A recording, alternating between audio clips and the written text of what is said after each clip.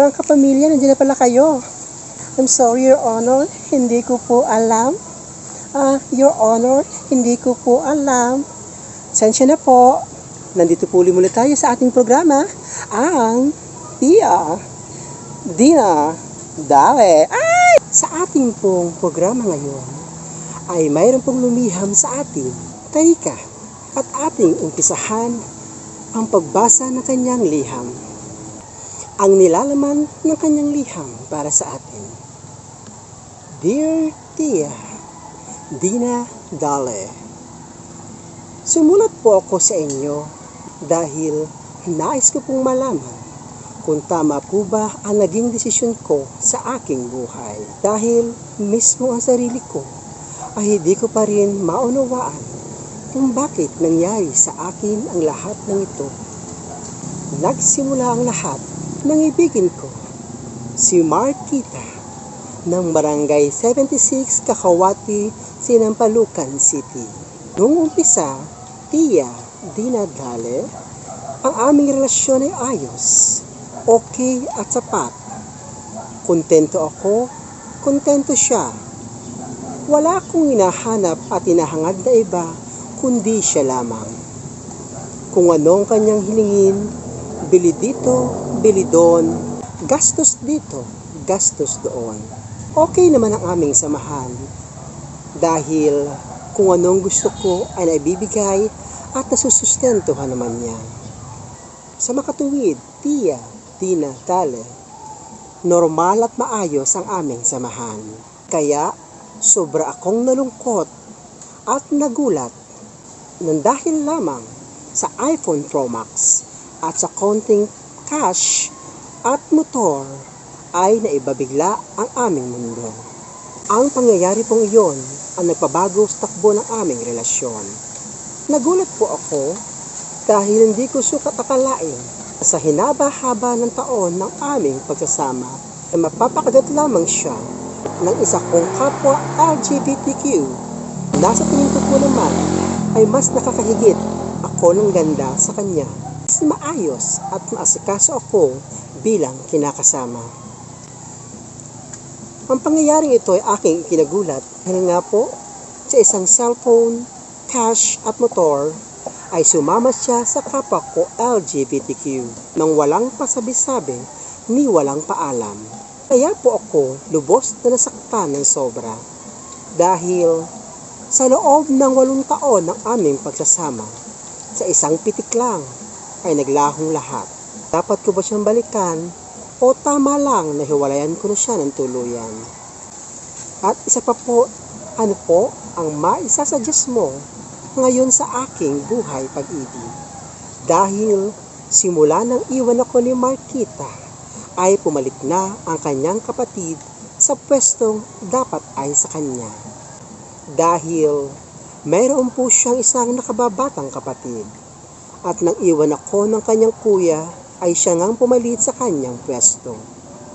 Ang hirap isipin na mga pangyayari ay hindi ko sukat akalain dahil minahal ko ng sobra si Marquita.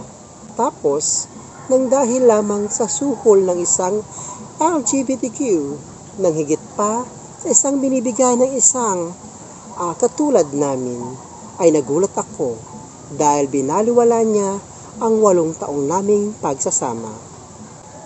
Sa ngayon po ay maligaya po ako sa piling ng kanyang kapatid dahil sinabi niya sa akin na kung anuman ang pagkukulang ng kanyang kuya ay siyang magpupuno.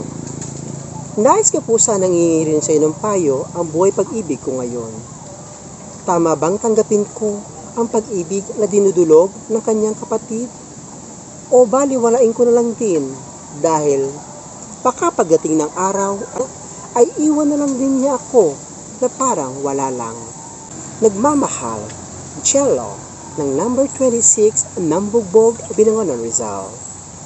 Well, Jello, ng number 26, Bugbog, Binangonan, Rizal. Hirap isipin na nararanasan mo ang ganyang pangyayari sa buhay.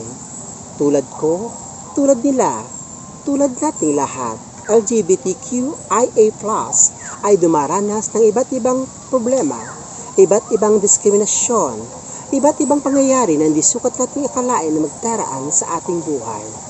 Ang may papayo ko lang sa iyo, kaibigan, huwag mong balikan ang mga taong gumawa sa iyo ng hindi karapat-dapat dahil kapag siya'y binalikan mo, uulit-ulitin lamang niya ang unang ginawa niya sa iyo.